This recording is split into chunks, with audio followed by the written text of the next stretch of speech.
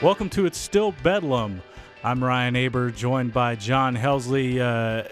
John, here to talk about college basketball, and there's plenty to talk about in this state with the recent fortunes of both OU and OSU. We'll start off with you and Oklahoma State.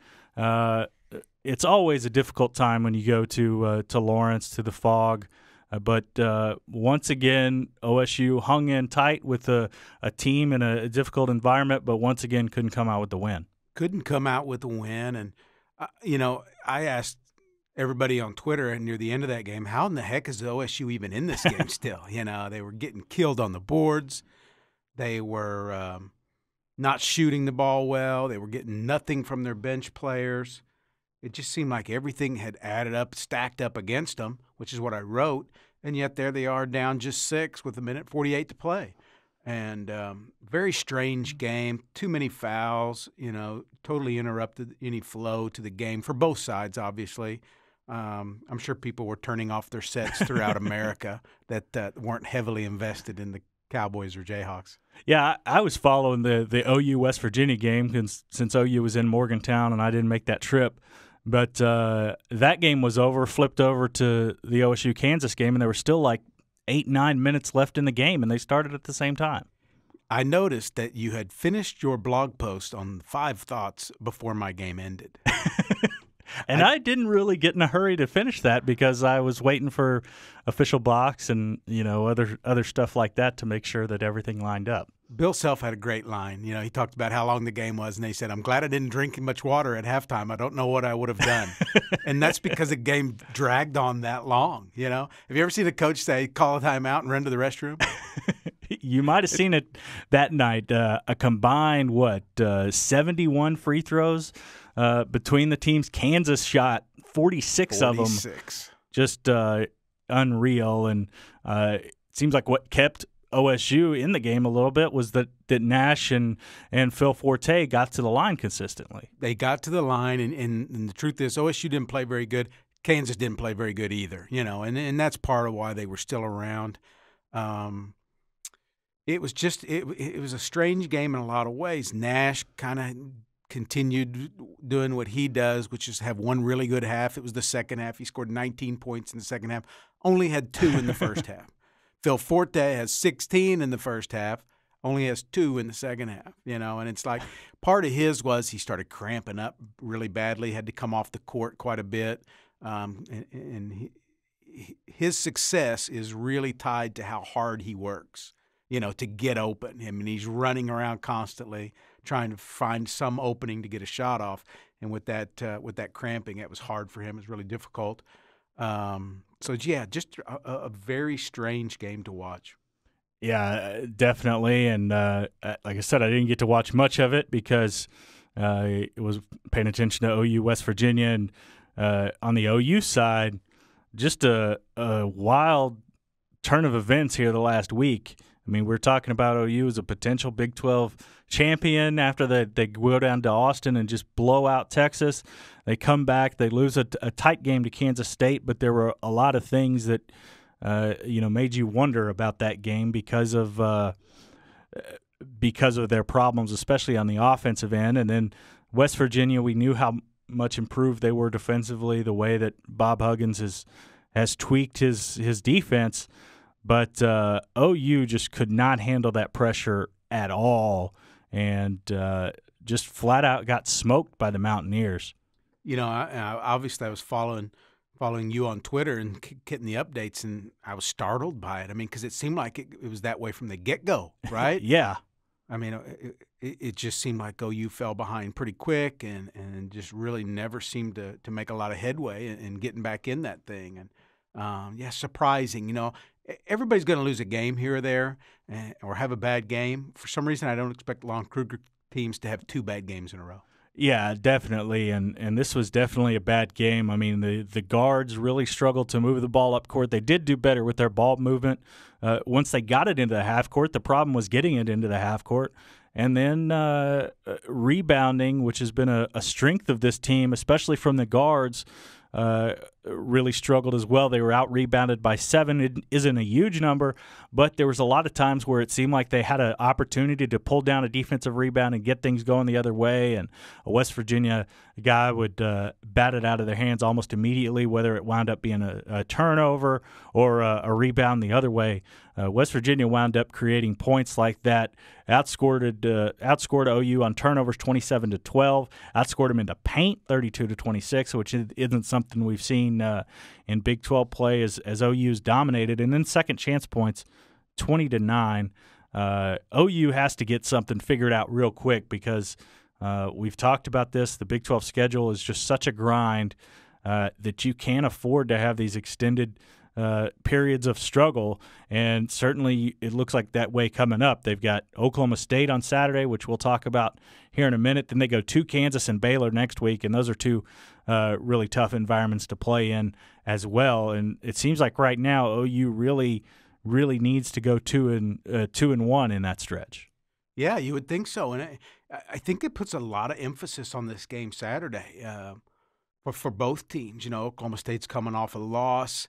It's not necessarily a game you ever expect anybody to win going into Allen Fieldhouse. They don't lose there very often, but they've had now 2 road games that they were close in. So I think there's that feeling of, golly, we had a chance maybe to steal a win in Ames or a chance to steal a win in Kansas. You don't get it. But I think also obviously it could really give OSU a huge boost, you know, if they could somehow get a road win at OU. Right, and then they start the schedule that's been really rough for them. Then flips a little bit. They get Texas Tech at home, you know, and they're going to have 3 of their next 4 games at home, and so that's a big game, obviously, for them. Even though they haven't won in Norman in a while, and now all of a sudden OU looks like it's almost a must-win game just for appearances' sake. And I mean, obviously the Big 12 schedule's not over if they don't win, but golly, you don't want to get into a 3-game losing streak with 2 of those games being on your home floor. Absolutely. And let's talk about Saturday a little bit. You mentioned OSU struggles in Norman. What do you feel like has been behind that? Because there have been times where OSU has had the better team on paper out of this group and just hasn't been able to come out of Norman with a win. And Norman's Lloyd Noble Center isn't exactly known as the toughest road environment to play in this league. I can't tell you that I can really explain it. I just know this. The last several years that I've been down there for that game, I always feel like OSU plays a bad game. You know what I mean? And that's not to say that anything about OU. It just seems like it's like they get down there, they get behind, something strange seems to happen to them. Somebody gets hurt. That happened one year with James Anderson. It looked like they were going to win that game. He gets hurt, can't finish. It just seems like they don't play well in Norman, and I don't know what it is. I'm sure it's probably as good of an OU atmosphere as there is during the season because it is Bedlam, Maybe Kansas atmosphere is similar when they come to town, but, it's really hard to explain because last couple times they weren't even in the game. Didn't feel like. Yeah, and last year Marcus Smart and Markel Brown really struggled from the field. I believe a combined 13 of 35 from the field. Ryan Spangler had just a phenomenal offensive game, which isn't something, or actually phenomenal game all around. I mean, 15 points, 17 rebounds. We've gotten used to double-doubles from him, but he's not usually going to produce that kind of points and get to the line that consistently that leads to that. And Jordan Woodard got to the free throw line a ton last year, which is something that he's gotten away from a little bit and needs to. So, John, what to you is the key for Oklahoma State on Saturday to be successful? Well, here comes the broken record portion of the podcast. LeBron Nash needs to play 40 minutes. He's a guy that they have to have offensively. And we've seen that in so many of these games here is that when he plays well, they do well. And a lot of that is tied to his aggressiveness. He can play very passively at times, and that's what happened in the first half at KU.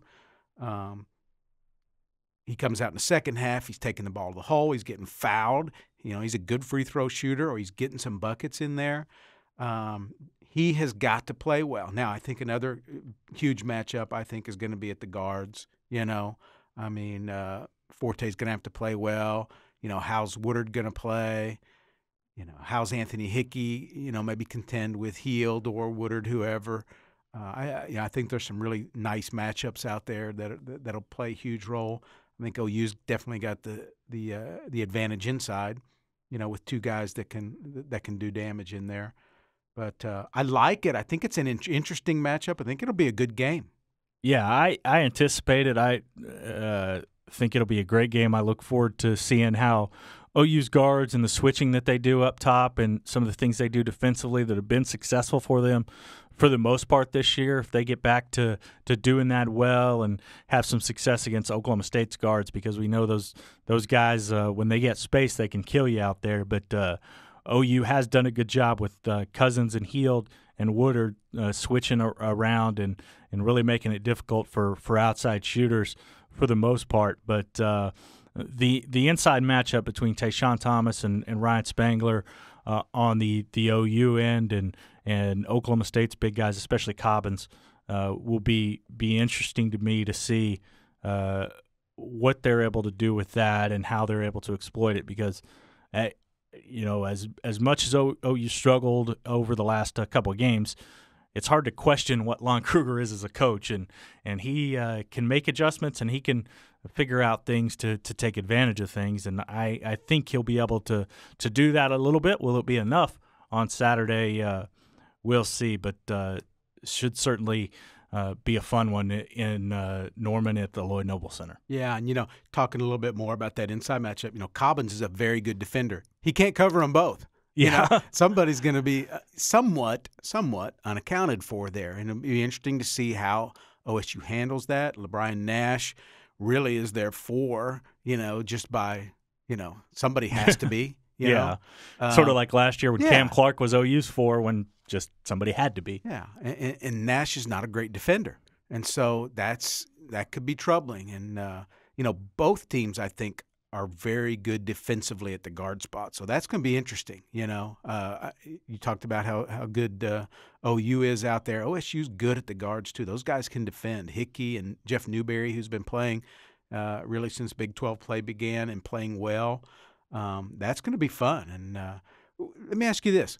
Some of the comments coming out of the West Virginia locker room after the game I found interesting, and I know you probably haven't had a chance to dive into it with anybody at OU yet, but some of those talking about being able to exploit some things that they saw in attack. And what'd you make of that?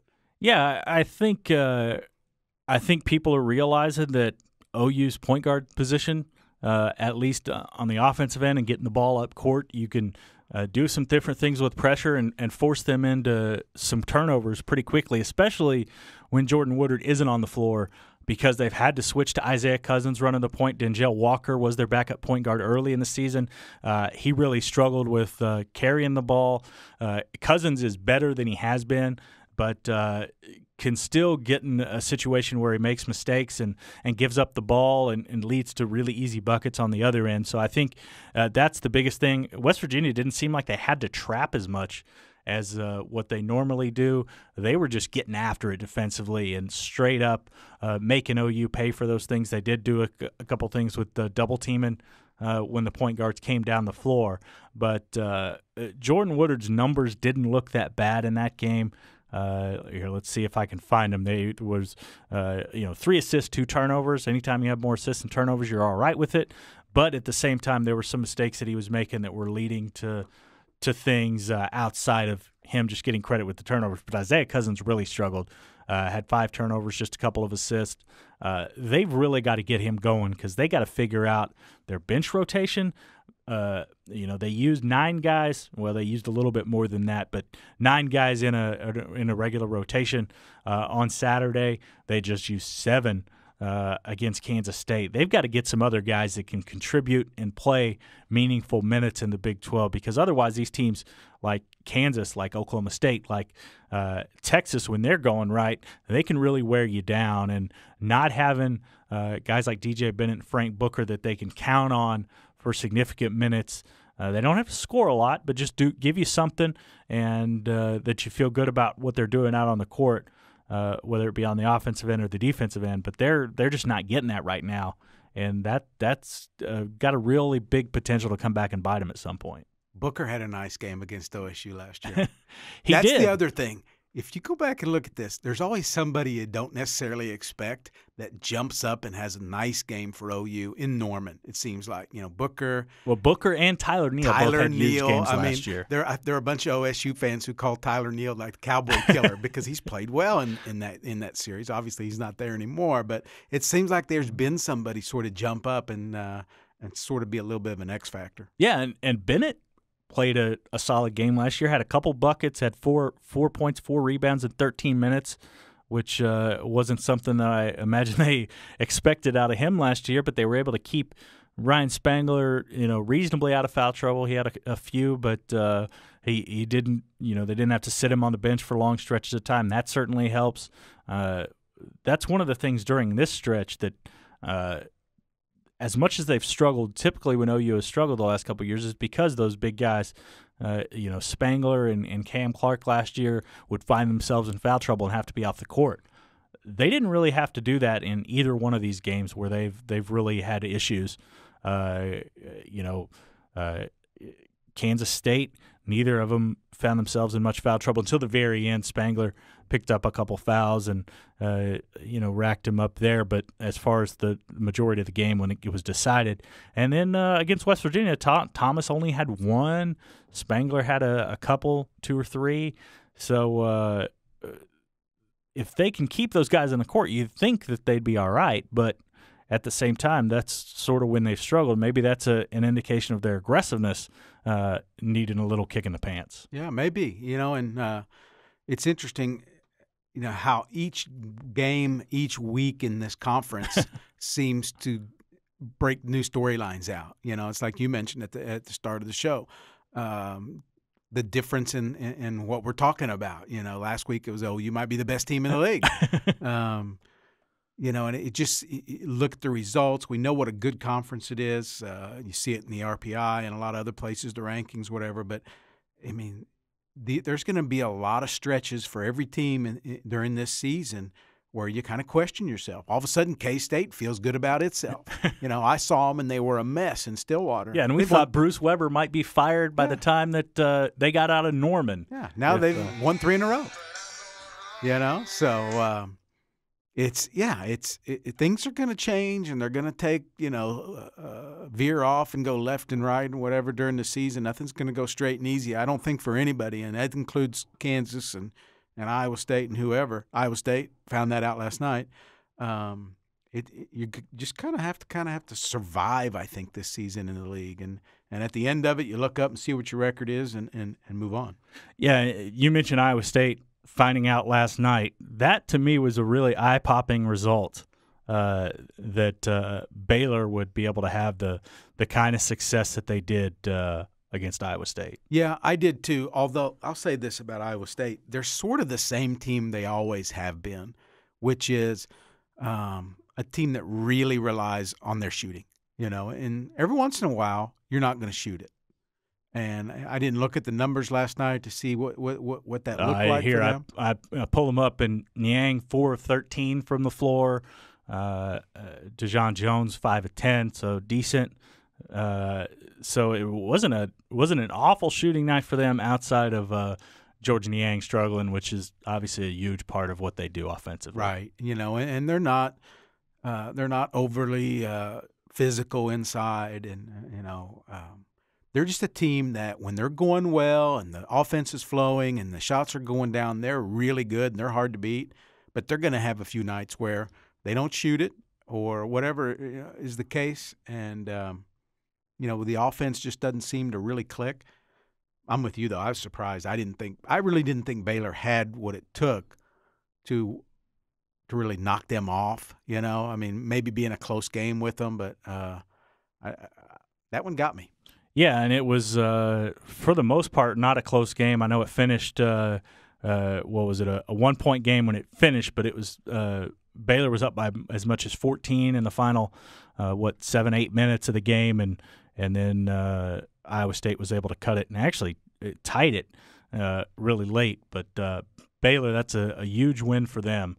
They needed a little bit of momentum here for them early in the Big 12 schedule. No doubt about it, and it's going to be fun. This league is going to be fun, and there's going to be some eye openers. I think pretty much every game night that there's more than one game on the docket, especially. Yeah, it's going to be a wild ride, and it should be fun. Saturday in Norman, 5:00 tip. I think is a good time on a Saturday. I like when this game's on a Saturday. Should be a good crowd, I would anticipate. 5:00 tip? I believe it's a 6:00 tip. 6:00. I'm sorry. Yeah. Okay. 6:00. But tip. I like a 6:00 tip. Yeah. Six is good. 6 lets you enjoy your day pretty well beforehand, but still not feel like you're about to fall asleep when you leave the arena, whether you're fans or us who have to stick around for a little bit afterwards. So I like 6:00 tips, and OU's had a nice little stretch of them here over the last few weeks. And I like them not on a weeknight. You know, yeah. That way you don't have anybody coming up with an excuse not to go to the game. Yeah, Show up, be loud, get after it. Should be a great atmosphere, and hopefully it's a good game as well. Definitely, and like you said, there's a good chance that this says a lot about the futures of both these teams. So it'll be certainly an intriguing game outside of just being Bedlam. So will be a fun one. But next week, OU goes to Kansas and to Baylor. A really rough stretch for them. Like I said, I think they feel like they need to win probably at least 2 of those 3 that they've got coming up, and that really needs to include a Bedlam win against the Cowboys. OSU, on the other hand, who do they got coming up? Texas Tech. The one of the few chances to catch your breath a little bit in this league. Right, and they need a home game, and they need a home game that's sort of like that. You know, they've played three of the last 4 here on the road, and then they go to K-State, which is going to be interesting. That was their Big 12 opener. K-State didn't play well. Obviously, have turned some things around. Marcus Foster, a huge part of that.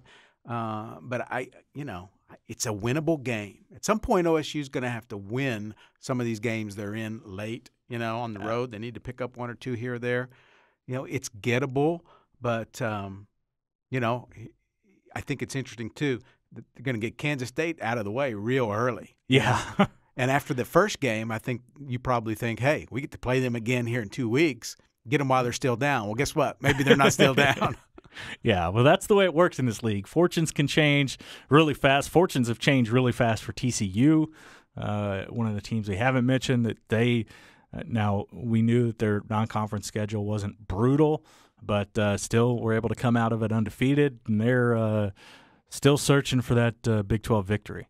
Yeah, and I thought they were improved, and I still do. I mean, they've got some players that are healthy for the first time in a couple of years. I think they're improved. They're going to jump up and beat some people. But, yeah, I think they've been exposed a little bit. Also Texas Tech, obviously, not quite ready. Yeah, absolutely. And TCU and Texas Tech will play on Saturday at 3 o'clock and sort of who's going to win a Big 12 game type of environment. That game will be in Lubbock. But it's been a long time for TCU since they won a Big 12 game, and you've got to imagine that they'll be fired up and have a chance because they've had some chances in these first few games. I mean, they lost to West Virginia by 11. That game was pretty tight late. Lost at Kansas State by just 5. At the time, we thought, Kansas State was down. It was just, could have been like a dead cat bounce for them. Just an aberration. Turns out that they're playing pretty decently, and then took Baylor to overtime at home, or at their version of home, I guess, as we could say this year, with them playing in a high school arena. So I really like Trent Johnson, what Trent Johnson has done this year with this team. I think they're going to be better. I think they're going to get some wins in the Big 12. I think they're probably going to beat a team that's not Texas Tech at some point, some team that goes down there and just sleepwalks through a game. They're going to find a way to jump up and bite them. But it'll be interesting to watch the Big 12 on Saturday, as it is every week when every team's playing, because you never know what's going to happen. And because TCU and Texas Tech are playing each other, that means there are no letdowns for anybody else. Baylor's at Kansas State. Should be a solid game. West Virginia's at Texas. We'll see if Texas bounce back. We'll see what West Virginia's defense does against those bigs, because West Virginia has struggled against teams who've had really strong offensive big men, and then Kansas visits Iowa State in a game that who knows could wind up deciding the Big 12 title. Yeah, good stuff, and hitch up, get ready for the ride because it's going to be fun. And I don't think, and we talked a little bit about this last week, I don't think the top of the league is great. Yeah. And I don't think there's a Final Four team in it. I don't either. And saw Texas live. Obviously, OSU knocked them off. Their big win so far in this season. They're good, not great. Saw Kansas. They have some issues. I think the league overall is better. I think it's a good, really, really good league. I just don't know that the top part of the league is the cream of the crop like we're used to. Yeah, I'm with you there, but should be a fun one. We'll be there Saturday night, 6 o'clock at Lloyd Noble Center for Bedlam, Oklahoma State at Oklahoma. So should be a fun one. We'll be there covering for newsok.com every day and every morning in the Oklahoman. You can check us out for the best OU and OSU coverage anywhere.